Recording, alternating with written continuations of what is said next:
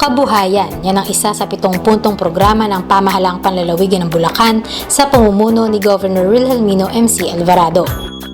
Pagmamanukan, pagbababoy, pagkakambing, pag-iitik, pagsasaka, pamamalaisdaan, yan ay ikinabubuhay ng mga Bulakenyo.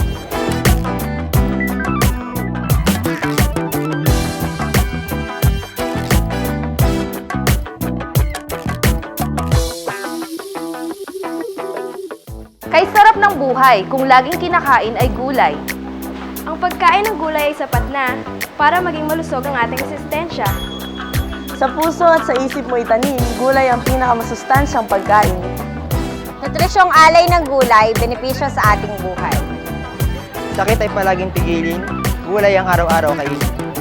Ilan lamang yan sa mga kasabihang ating naririnig tungkol sa pagkain ng gulay. Tunay nga naman na ito ay masustansya. Bayan ng San Ildefonso, kilala bilang vegetable basket ng Bulacan. Kaya naman hindi nakapagtatakang dito matatagpuan ang napakaraming tanim na gulay.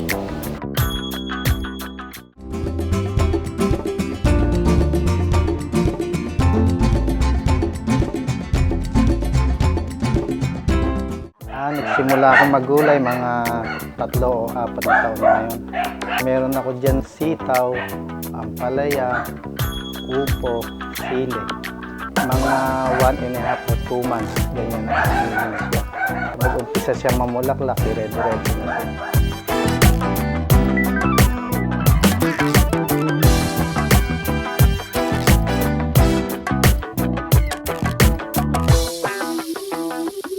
Dumako naman tayo sa bayan ng Giginto kung saan kilala ito bilang Garden City.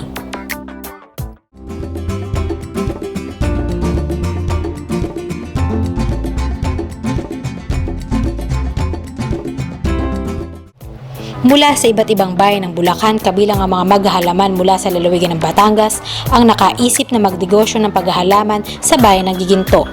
Dahil na din mas madali ang market dito at higit na dinarayo ng mga customers. Hanggang sa lumaganap na nga ang paghahalaman sa bayan ng Giginto at maging ang mga tao rito ay natuto na ring maghalaman. Kaya naman ang Giginto ang naging garden capital ng lalawigan ng Bulacan. Matagal na rin akong naghahalaman since na nakagisnan ko na sa family namin, ang magulang ko ay maghahalaman. Hanggang sa natuto kong maghalaman at nakita ko na maganda naman ang kita sa paghahalaman, lalo na sa landscaping industry. Landscaping, paggawa ng grotto at waterfalls, hardscape, rent a plant, at garden accessories, ilan lang yan sa mga services na kanilang ino-offer. At ang pinakapatok sa mga customers, ang paggawa ng dish garden.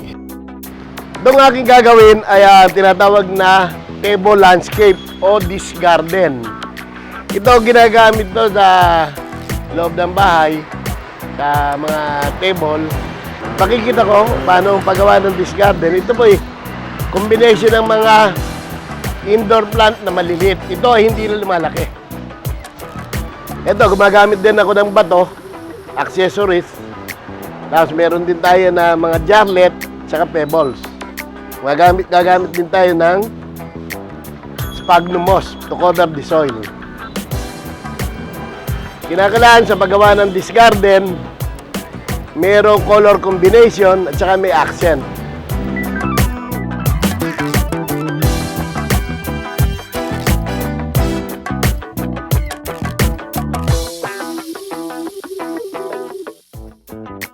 Meron na tayong table landscape na kung tawagin ay dish garden.